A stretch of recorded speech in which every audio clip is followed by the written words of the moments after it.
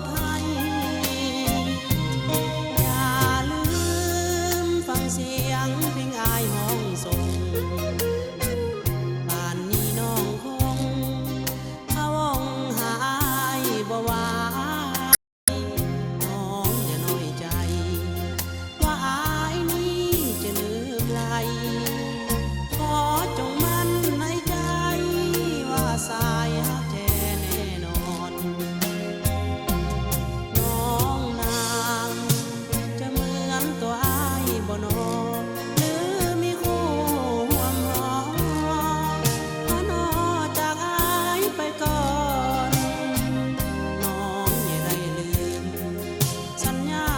เลยนะงามงอนที่หมายเป็นคู่ร่วมหมอนร่วมบังอ่อนตลอดชีวาอย่าลืมฟังเสียงเพลงอายเสียก่อนก่อนจะเข้านอนต้องวอนมาก่อนนิทรา